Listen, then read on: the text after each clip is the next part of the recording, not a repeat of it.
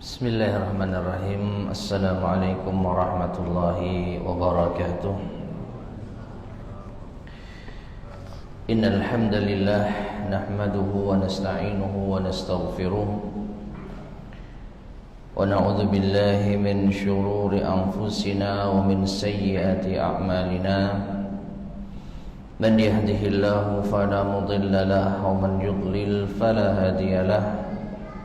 وأشهد أن لا إله إلا الله وحده لا شريك له وأشهد أن محمدا عبده ورسوله اللهم صل وسلم وبارك على نبينا محمد وعلى آله وأصحابه ومن تبعهم بإحسان إلى يوم الدين أما بعد معاشر المسلمين رحمني ورحمكم الله. Melanjutkan kembali kajian kita membahas kitab Ahaditsul Akhlaq yang disusun oleh Fadilatul Syekh Abdul Razak Ibn Abdul Muhsin Al-Abbad Al-Badr Hafidhahumallahu Ta'ala. Masih di dalam pembahasan yang ke-8 dari kitab ini, yaitu Kafalatul Yatim, menyantuni anak yatim. Sampai pada athar dari Al-Hasan Al-Basri rahimahullahu ta'ala. Berkata al-muallif hafizahullah, wa anil Hasani, dan dari Al-Hasan, anna yatiman kana yahduru ta'ama ibni Umar radhiyallahu anhu, bahwasanya ada anak yatim yang biasa hadir makan bersama Ibnu Umar radhiyallahu anhuma. Fada'a bi ta'amin dzata yaumin, maka Ibnu Umar mengundang anak yatim tersebut untuk makan di suatu hari. Fatalaba yatimahu falam yajidhu, maka Ibnu Umar mencari anak yatim tersebut namun ia tidak menjumpainya. Faja'a ba'dama faragha Ibnu Umar, dan ternyata anak yatim itu datang setelah Ibnu Umar selesai dari makannya. Fada'a lahu Ibnu Umar bi ta'amin, maka Ibnu Umar memanggil anak yatim tersebut untuk makan. Lam yakun indahum, ternyata mereka tidak memiliki makanan. Maksudnya makanan itu sudah habis. Faja'ahu bisawiqin wa asalin, maka Ibnu Umar pun datang dengan membawa adonan roti dan madu. Faqala, kemudian Ibnu Umar berkata, dunaka hadza, ini untukmu. Fa wallahi ma ghubinta, maka demi Allah engkau tidak akan rugi. Yaqulul Hasan, Al-Hasan Al-Basri mengatakan, wa ibnu Umar wallahi ma ghubin, dan Ibnu Umar lah yang demi Allah dia tidak akan merugi. Rawahul Bukhari fil Adabil Mufrad, hadis ini atau asar ini diriwayatkan oleh Imam Al-Bukhari di dalam Al-Adab Al-Mufradnya. Tayyib, ma'asyar muslimin rahimani wa rahimakumullah, asar ini menunjukkan betapa sahabat Ibnu Umar radhiyallahu anhuma memiliki perhatian terhadap anak yatim. Jadi beliau biasa makan bersama anak yatim. Sampai pada suatu hari ternyata anak yatim itu tidak hadir. Baru setelah Ibnu Umar selesai makan, anak yatim itu datang. Dan karena makanan sudah habis, maka Ibnu Umar memberi makanan seadanya. Nah, setelah itu Ibnu Umar mengatakan kepada anak yatim tersebut, ini makanan untukmu dan engkau tidak akan rugi. Dan nanti akan dijelaskan oleh Fadilatul Syekh Abdul Razak, maknanya adalah Ibnu Umar ingin menghibur anak yatim tersebut. Kalau meskipun engkau tidak mendapatkan makanan yang kita makan tadi karena sudah habis, maka engkau hanya sekedar makan ini enggak ada masalah, enggak rugi kok. Engkau masih tetap merasakan yaitu lezatnya makanan ini meskipun apa adanya. Tayyib. Kita baca penjelasan dari Syekh Abdul Razak hafizahullah taala. Hada yufidu anna ibn Umar radhiyallahu anhuma. Ini memberikan faedah bahwasanya Abdullah bin Umar radhiyallahu anhuma kana harisan ala dawami mulazamati hadzal yatimi li ta'amihi. Beliau antusias untuk senantiasa menyertai anak yatim itu di dalam makanannya. Jadi beliau sangat antusias untuk menyertakan anak yatim ketika beliau makan.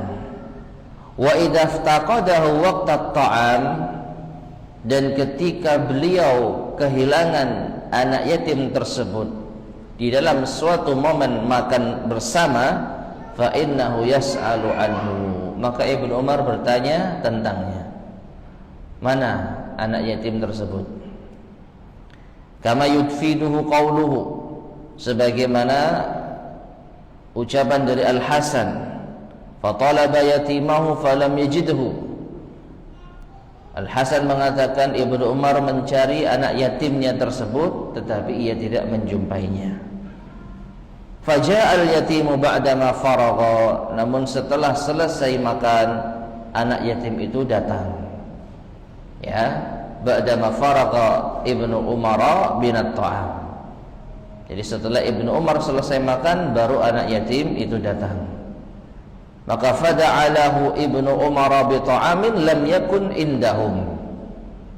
Ibnu Umar mengajak anak yatim tersebut untuk makan, tetapi mereka itu para sahabat Ibnu Umar tidak memiliki makanan yang tersisa, habis.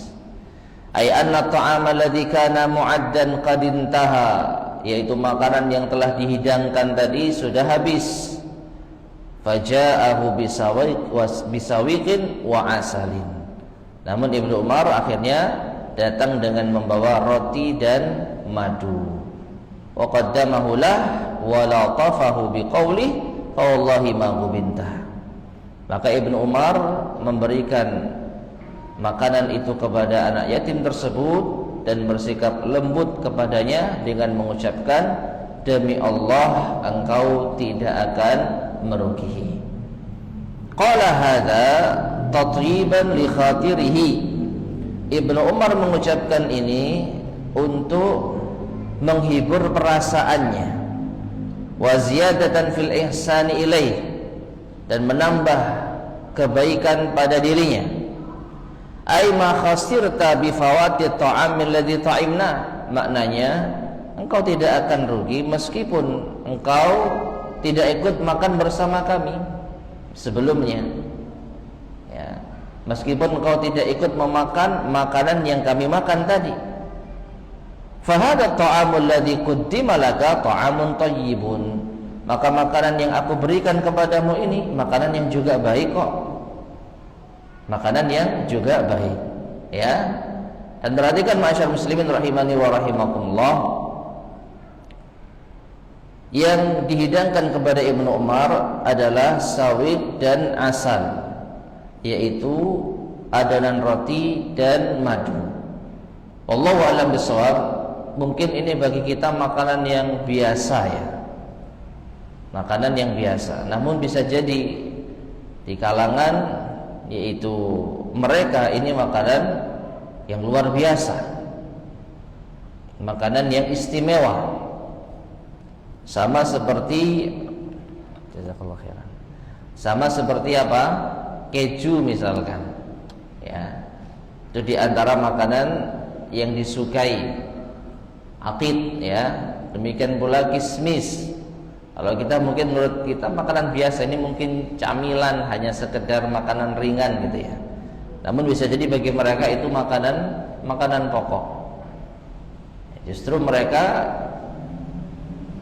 tidak terbiasa makan nasi. Kalau kita kalau nggak makan nasi nggak makan.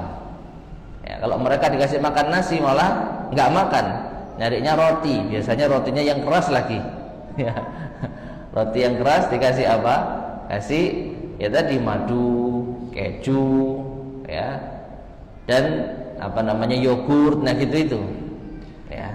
Nah intinya Ibnu Umar mencoba menghibur perasaan anak yatim tadi, ya ini untukmu, kamu nggak rugi kok, nggak ikut makan bersama kami tadi.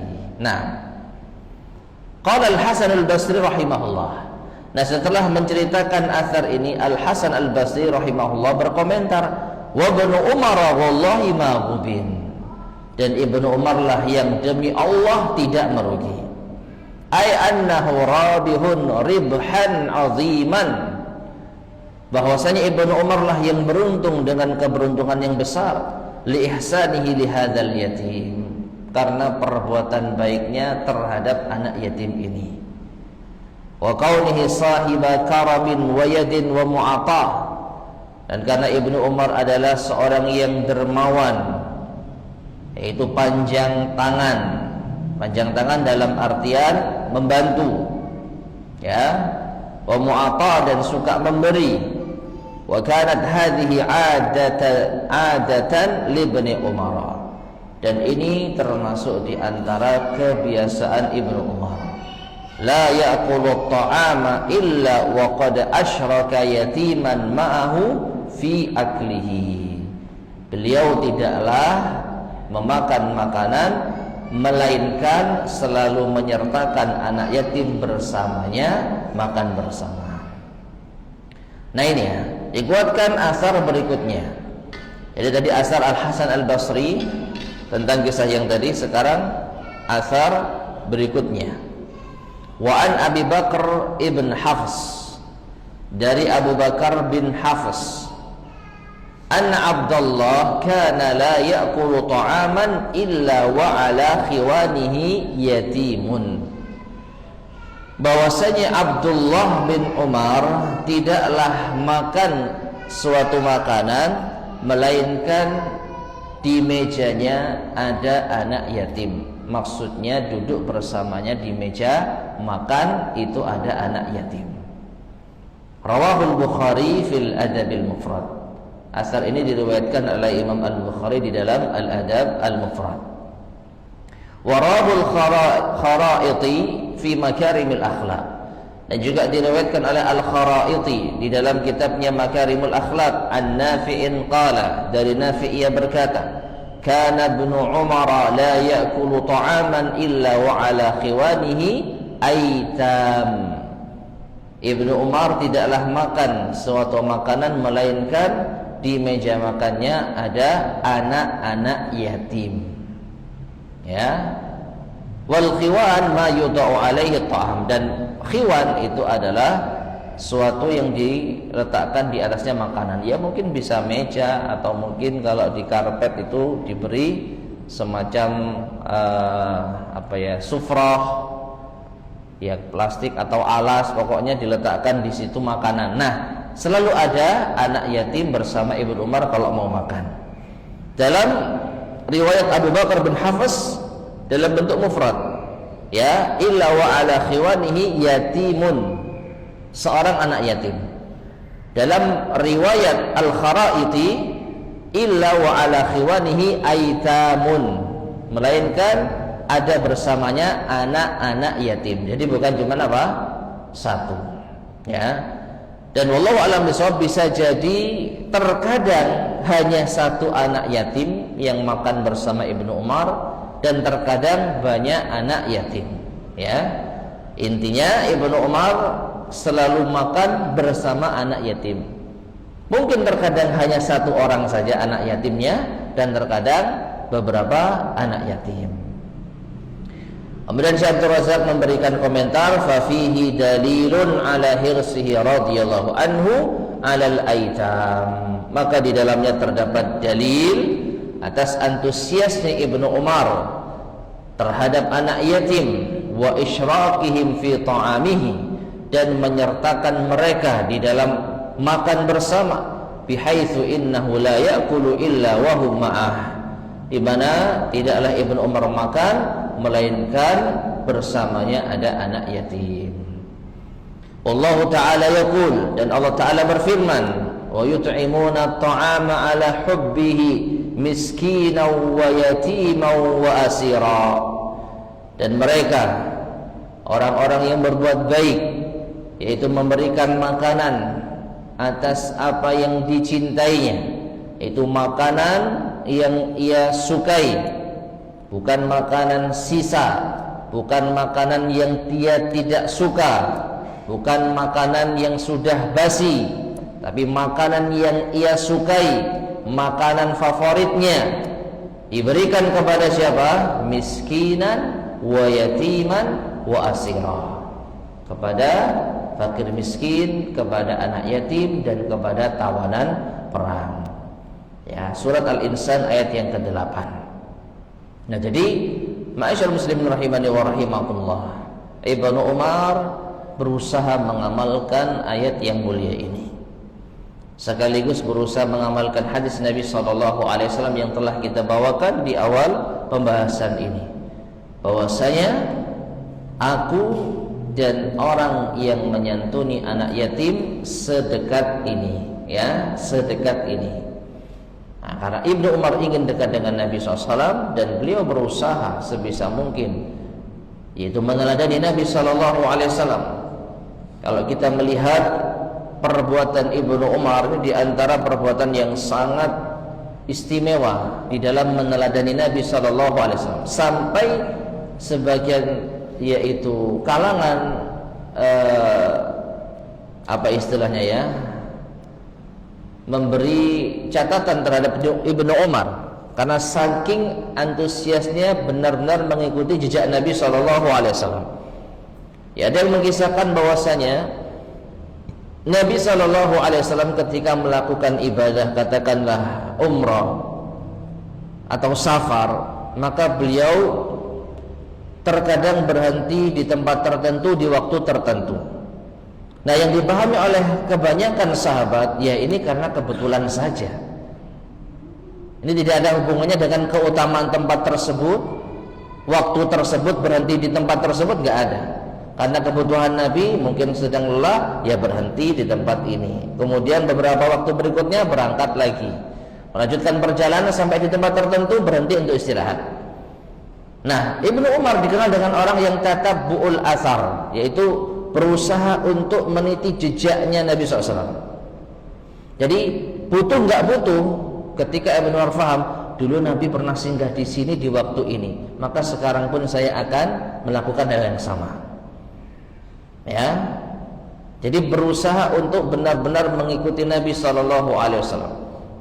Makanya banyak para ulama kita ketika menjelaskan tentang sunnah Nabi itu membawakan asar Ibnu Umar. Wa kana Ibnu Umar kada wa kada. Ibnu Umar melakukan ini dan itu.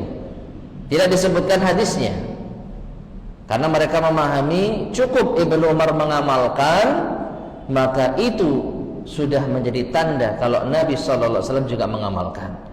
Karena Ibnu Umar dikenal dengan orang yang paling mengikuti Nabi SAW. Jangankan yang ibadah, yang ada tuntunannya, yang ada dalilnya, yang ada perintahnya, yang hanya sekedar mau istirahat di mana, di waktu apa, yang itu sama sekali tidak ada kaitannya dengan keutamaan, Ibnu Umar mengikuti. Ya, kalau bahasa Jawanya, belani, berhenti di tempat itu, capek enggak capek, karena Nabi dulu seperti itu. Setelah itu lanjutkan perjalanan, meskipun sudah capek, karena Nabi melakukan seperti itu, ya. Dan ini sudah ma'ruf di kalangan para ulama. Maka Ibnu Umar tidak kaget kalau kita menyaksikan betapa beliau berusaha untuk meneladani Nabi SAW. Di antaranya dengan menyertakan anak yatim di dalam makanan, dan juga mengamalkan ayat yang tadi kita bacakan. Taib.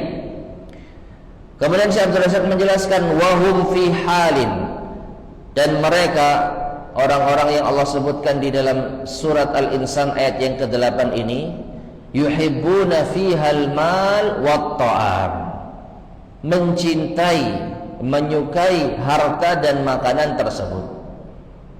Jadi sekali lagi, makanan yang diberi bukan makanan yang tidak pantas atau yang enggak suka. Seperti kita mungkin, ya, dikasih hadiah makanan, wah gak seneng aku kayak nolong aja. Ya. Aduh, Malah dikasih ini lagi, kasihkan aja orang. Nah, bukan seperti itu. Itu pun kita ngasihkan seakan-akan sudah memberikan hadiah yang istimewa, padahal kita sendiri nggak doyan. Ya, kita nggak doyan, tapi kita ngungkit-ngungkit, tak kei wong iku, gitu ya.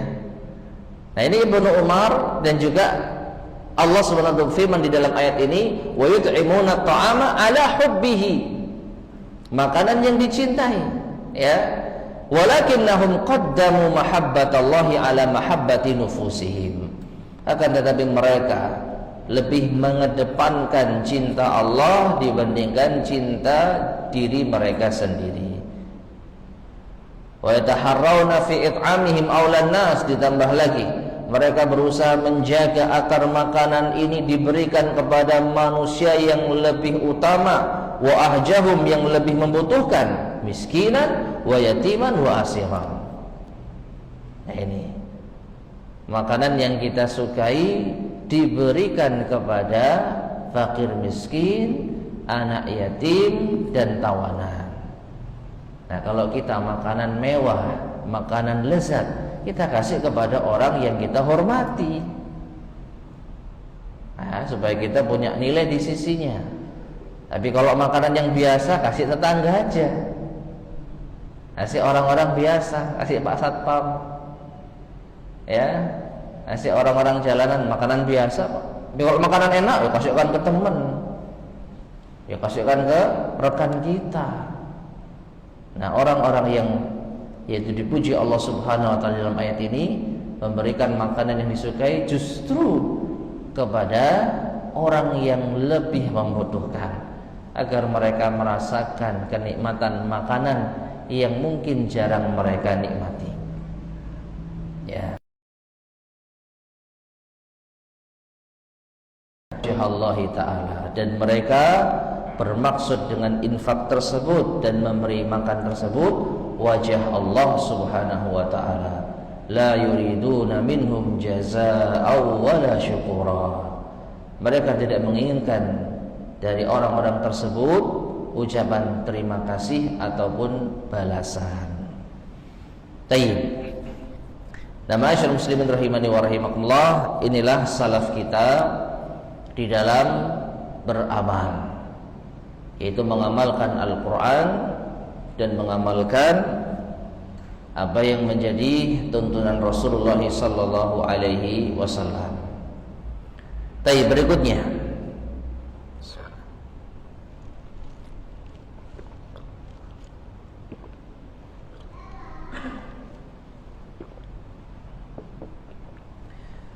berkata al-muallif hafidhahullah, an Hamzah ibn Najih Abi Umarah, dari Hamzah bin Najih Abi Umarah, qala, ia berkata, sami'tul Hasan yaqul, aku mendengar Al-Hasan berkata, laqad ahidtul muslimin, sungguh aku telah menyaksikan kaum muslimin, wa innar rajula minhum la yusbihu fayaqul, dan sesungguhnya seseorang dari mereka di pagi hari pernah berkata. Perhatikan, jadi Al-Hasan Al-Basri melihat kondisi kaum muslimin di zamannya. Jadi bagaimana kualitas kaum muslimin di zaman Al-Hasan Al-Basri, zaman tabi'in atau akhir tabi'in, di awal tabi'ut tabi'in. Bagaimanakah amalan dari kaum muslimin di zaman tersebut? Perhatikan, di sini tidak disebutkan siapa namanya, menunjukkan mungkin bukan orang yang dikenal,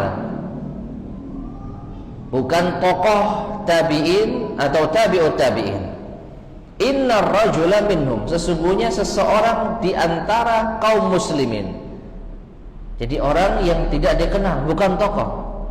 La yusbihu yaqul, di pagi hari dia mengatakan, ya ahliyah, ya ahliyah, yatimakum yatimakum, wahai keluargaku, wahai keluargaku, perhatikan anak yatim di antara kalian, perhatikan anak yatim di antara kalian.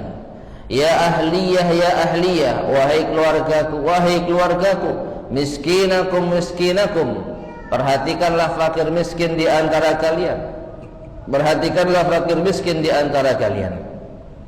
Ya ahliyah, ya ahliyah, keluargaku, keluargaku, wahai keluargaku, wahai keluargaku, jarakum, jarakum, perhatikanlah tetangga kalian, perhatikanlah tetangga kalian.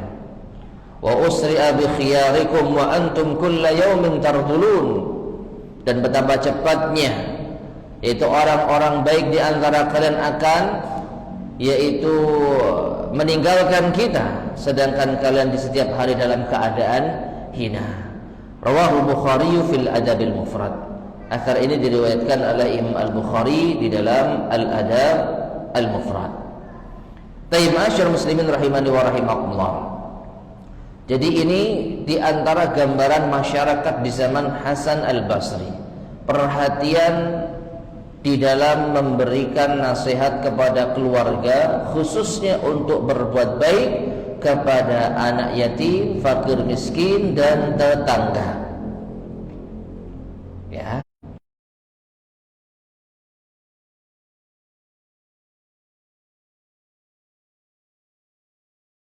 Tokoh ini orang biasa yang mungkin tidak dikenal, tetapi memiliki antusias yang tinggi untuk memberikan nasihat kepada keluarganya, peduli terhadap urusan keluarganya, mengingatkan mereka agar berbuat baik kepada anak yatim, kepada fakir miskin, dan kepada tetangga. Dan juga orang ini mengingatkan bahwasanya orang-orang terbaik di antara kalian akan cepat meninggalkan kalian. Ini menunjukkan bahwasanya semakin hari orang-orang baik itu semakin langka. Nah, ini di zaman Al-Hasan Al-Basri. Dan kalian, yaitu para penerus, setiap hari dalam keadaan hina. Yaitu kalian setiap hari dalam keadaan yang tidak sama dengan orang-orang baik sebelumnya. Ada penurunan kualitas. Dan ini adalah hal yang umum terjadi. Ya. Baik, kemudian Syekh Abdul Razak menjelaskan, ayyunadi ahlahu wa yastahussuhum biyaqul. Orang ini menyeru keluarganya dan memotivasi mereka dengan mengatakan yatimakum yatimakum. Ay ahsinu ilaih wa akrimu wa qumu bi riayatihi. Itu berbuat baiklah kepada mereka, kepada anak yatim. Muliakanlah mereka, muliakanlah anak yatim, dan hendaknya kalian bangkit untuk mengurusi kebutuhan mereka. Wa anna hada sa'idun fi man laqiyahum. Dan ini yaitu menjadi pengarah atau pemimpin di dalam siapa yang bertemu dengan mereka. Yatawasawna bi riayatil aitam, yaitu senantiasa saling memberi wasiat untuk mengurusi urusan anak-anak yatim. Wa it'amil miskin, memberi makan orang miskin. Wal qiyami bi huquqil jar, dan yaitu menjalankan hak-hak tetangga. Ya. Kemudian faqad kana asrus sahabati radhiyallahu anhum. Syekh Abdul Razak menjelaskan, dan sungguh di zaman para sahabat radhiyallahu anhum zahiran bihadzal ihsan, kebaikan semacam ini semarak. Amiran bi riayatil aitam, ya, memakmurkan yaitu perhatian terhadap anak-anak yatim. Faqad thabata anna adadan minas sahabati was sahabiyat, dan sungguh telah tetap bahwasanya sejumlah para sahabat laki-laki maupun sahabat wanita kafalu aitaman, mereka menanggung anak yatim, wa yatimatin, dan menanggung anak-anak yatim yang wanita. Dhammuhum ila buyutihim, mereka ikut di dalam rumah mereka. Maksudnya anak-anak yatim itu ikut tinggal di rumah-rumah mereka. Wa qamu ala riayatihim, dan mereka bangkit untuk mengurusi urusan mereka, wal ihsani ilaihim, dan berbuat baik kepada mereka, fakanu ma'wal aitam, maka mereka adalah tempat tinggal bagi anak-anak yatim, yaitu rumah-rumah sahabat, rumah-rumah sahabiyat. Wa muntahal ihsan, dan mereka adalah tempat-tempat kebaikan itu ada. Wa hakadha sya'nu fit tabi'in wa man tabi'ahum bi ihsan. Inilah keadaan, dan ini pula keadaan para tabi'in dan yang mengikuti mereka dengan baik. Nah, jadi ma'asyar muslimin rahimani wa rahimakumullah, tadi yang kita sebutkan seperti Ibnu Umar dan juga yang diriwayatkan oleh Al-Hasan, ini adalah gambaran bahwasanya di zaman sahabat dan juga di zaman para tabi'in, mereka menjadi tempat tinggal dari anak-anak yatim. Rumah-rumah mereka seakan-akan rumah-rumah penampungan anak-anak yatim. Ya, jadi mereka sendiri yang menanggung secara personal. Jadi Ibnu Umar selalu makan bersama anak-anak yatim. Demikian pula para sahabat yang lain, meskipun tidak disebutkan nama-nama mereka, tapi ini sudah dikenal. Ya, ini sudah dikenal. Taib, kemudian kita beralih pada asar berikutnya. Wa an Asma ibni Ubaidin, dan dari Asma bin Ubaid, ia berkata, qultu li ibni Sirrin, aku berkata kepada Muhammad bin Sirrin, indi yatimun, aku memiliki anak yatim.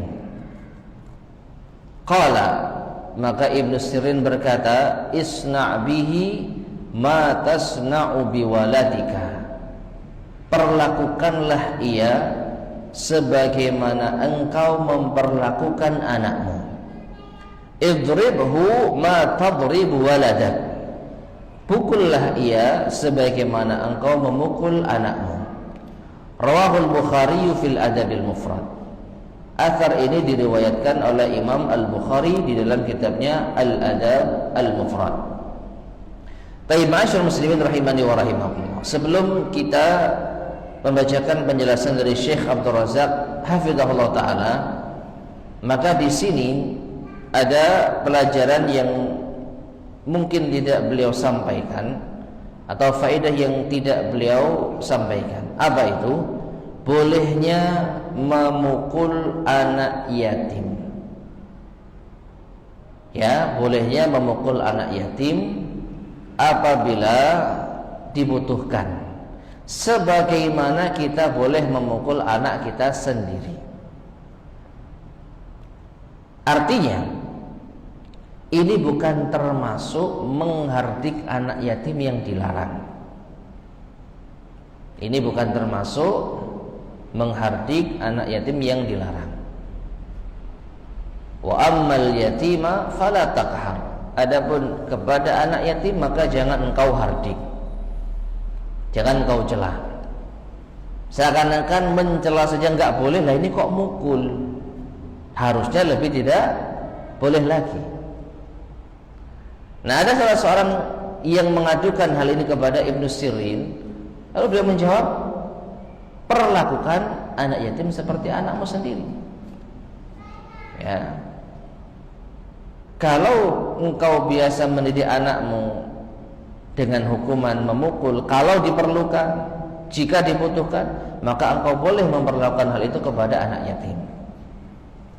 Jadi kata kuncinya memperlakukan anak yatim seperti anak sendiri, tidak pilih kasih. Kalau anak kita diperlakukan dengan baik, maka anak yatim juga diperlakukan dengan baik. Jangan pilih kasih. Kecuali kalau anak kita nggak pernah kita pukul, tapi kalau anak yatim tinggal bersama kita, kita pukul, baru ini dilarang, jelas. Ini nggak adil. Memperlakukan anak kita sendiri dengan baik, tapi memperlakukan anak yatim dengan jahat. Tapi kalau sekiranya kita perlakukan mereka sama, anak kita kalau baik ya kita beri hadiah, anak yatim pun juga demikian. Anak kita kalau soleh ya kita apresiasi, anak yatim juga demikian. Termasuk anak kita kalau salah dan perlu hukuman dengan dipukul, anak yatim pun juga kita perlakukan dengan sama. Nah itu poin utamanya.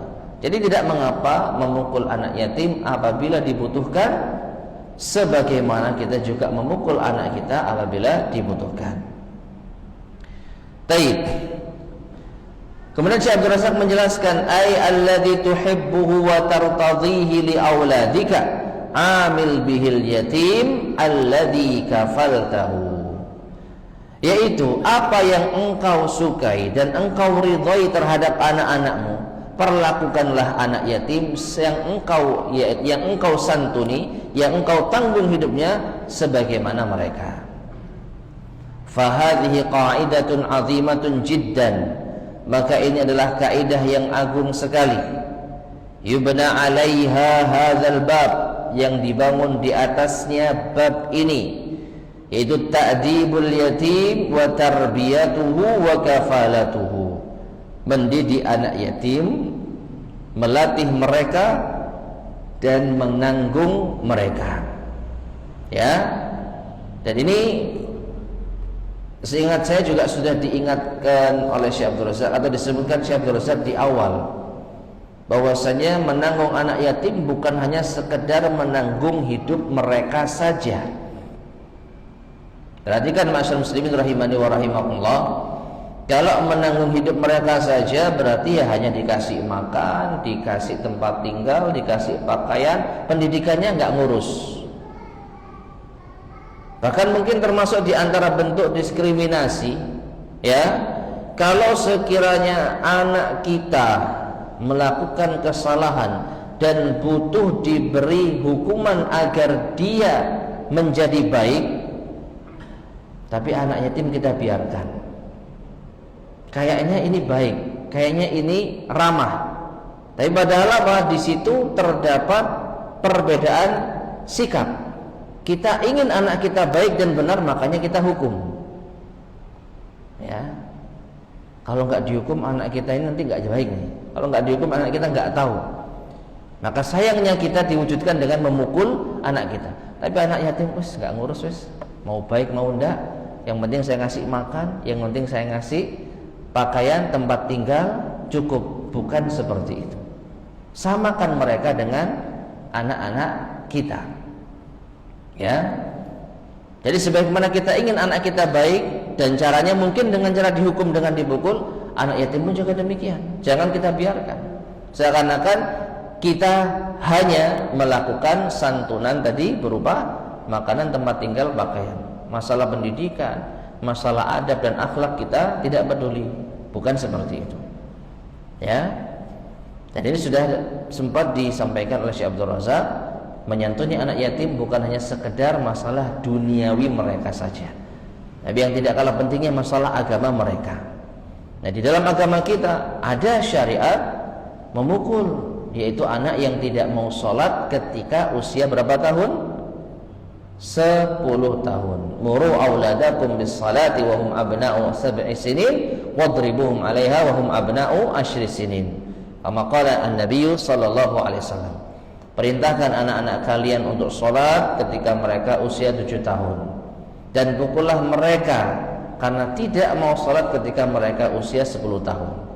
Nah, ini perhatikan, anak kita dibangunin untuk sholat sudah usia 7 tahun, anak yatim dibiarkan. Nah, ini bentuk ketidakadilan. Anak kita gak mau sholat sudah 10 tahun, kita pukul, anak yatim dibiarkan. Nah, ini ketidakadilan. Ya, jadi samakan perlakuan anak yatim sebagaimana kita memperlakukan anak kita. Nah, dengan demikian inilah tindakan atau bentuk penyantunan yang sesungguhnya, bukan hanya sekedar memenuhi kebutuhan duniawinya saja. Nah, wa annaha takunu bi ri'ayatil yatim wal ihsan ilaih. Dan kita yaitu memperhatikan, menanggung anak yatim dengan memperhatikan mereka dan berbuat baik kepada mereka, kama yuhsinul insanu li auladihi wa yar'ahum, sebagaimana manusia itu berbuat baik kepada anak-anak mereka dengan memperhatikan dan memelihara mereka. Naam. Wa qauluhu, kemudian ucapan Muhammad ibn Sirin, idribhu ma tadribu waladaka, pukullah ia, yaitu anak yatim yang tinggal bersamamu, sebagaimana engkau memukul anakmu. Sudah kan? Iya. Satu menit. Terus? Orang berapa detik? Baik, azan dulu ya. Kurang sedikit insyaallah.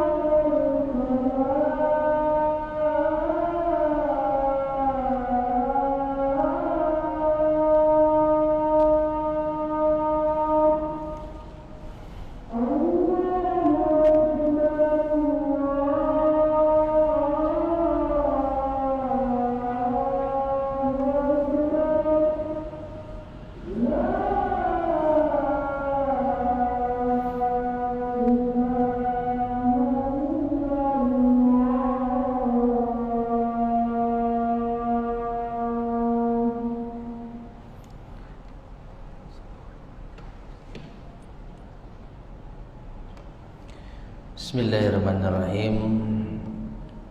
Ma'asyar muslimin rahimani wa rahimakumullah. Kita lanjutkan.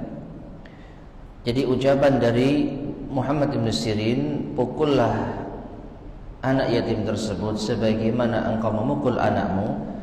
Ai, artinya idhahtajal maqamu ila dharb, apabila kondisinya dibutuhkan untuk memukul. Wad-darbu huwa akhirud dawa, dan memukul adalah obat yang terakhir. Wala yusaru ilaihi awalan, tidak boleh dilakukan pertama kali. Artinya jangan sampai kita mengobati langsung dengan pukulan. Bal la yusaru ilaihi illa ba'da muhawalatin qablahu wa muhawalatin. Bahkan tidak boleh kita memukul kecuali setelah upaya-upaya sebelumnya dan upaya-upaya yang lainnya. Jadi terakhir mukul itu pun apabila diperlukan. Boleh memukul, tetapi itu tidak menjadi langkah yang pertama. Fayurabba wa yu'addaba wa yuwajjah. Maka yang pertama dididik dulu, dilatih, diarahkan, dinasihati, ya. Wa yunsahu wa yu'adhu wa yudzakkaru wa yusjaru. Ya, diarahkan, dinasihati, diberi pelajaran, diingatkan, baru diperingatkan. Wa tasta'milu ma'ahu anwa'ul asalib, dan memperlakukannya dengan berbagai macam bentuk metode-metode yang ada, sebanyak mungkin dan seaneka ragam mungkin. Kalau nggak bisa dengan cara nasihat, mungkin dengan cara diingatkan baik-baik, mungkin dengan cara diberi kisah, ya, atau apalah itu, baru kalau tidak bisa dipukul. Nah ini, summa idza lam yar'awi wa lam yastafid.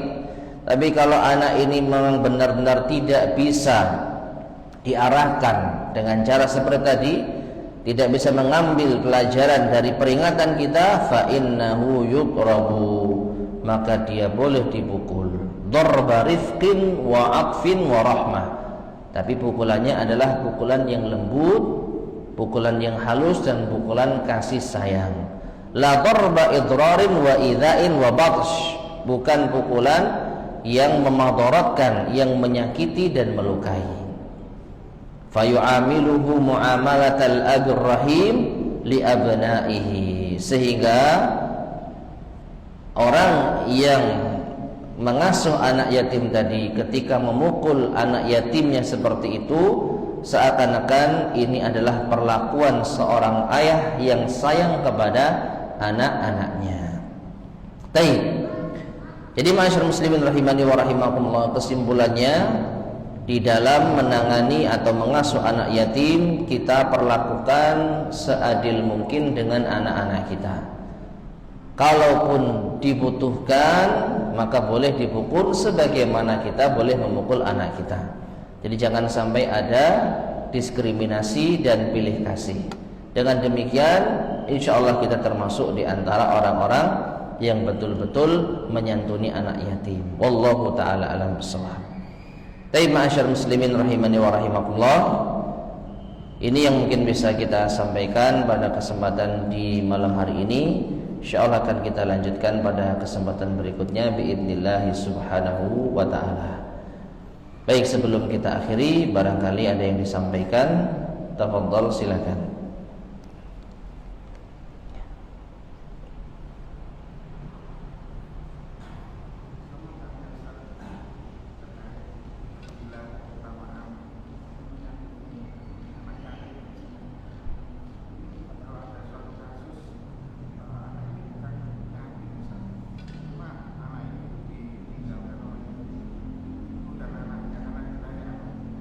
Ditinggalkan ibu dan ayahnya.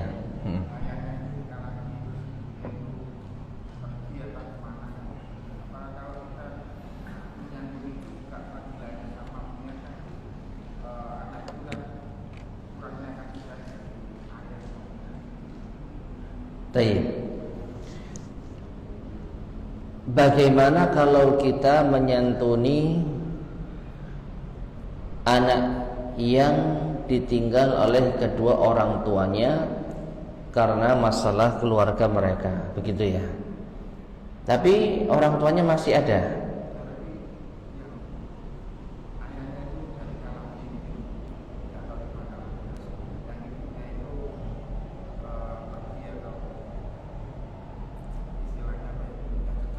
Baik.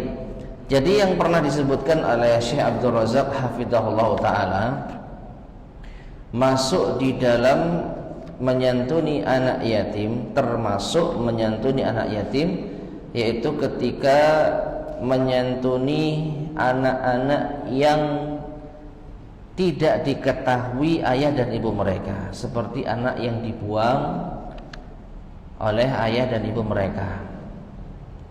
Nah, kalau seperti ini masuk di dalam menyantuni anak yatim, karena benar-benar nggak tahu siapa orang tua mereka. Orang tua mereka masih hidup tapi hilang, tidak diketahui dan tidak bisa dicari. Adapun yang tadi disebutkan, orang tuanya ada tapi pergi, begitu kan? Dua-duanya. Tapi kalau ditelusuri mungkin ketemu dan tahu, oh ini anaknya fulan, fulan ini pergi kawin lagi, sekarang tinggal di Jakarta misalkan. Nah itu minimal kan tahu kita asal usul anak ini. Nah sehingga wallahu a'lam bishawab, mungkin ada sedikit perbedaan dengan yang disebutkan oleh Syekh Abdul Razak. Yang disebutkan Syekh itu benar-benar kita juga termasuk menyantuni anak yatim kalau kita menemukan anak yang tidak diketahui orang tuanya. Meskipun orang tua mereka realnya masih hidup tapi nggak tahu siapa, nggak bisa dicari. Nah, sedangkan yang tadi disebutkan masih bisa diketahui.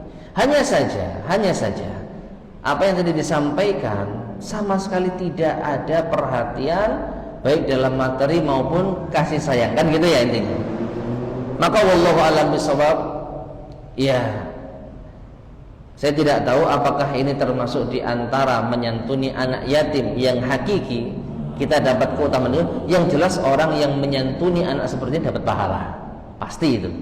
Cuman apakah sama dengan menyantuni anak yatim? Wallahu a'lam bishawab. Ya, wallahu a'lam bishawab. Baik, ada lagi yang sampaikan?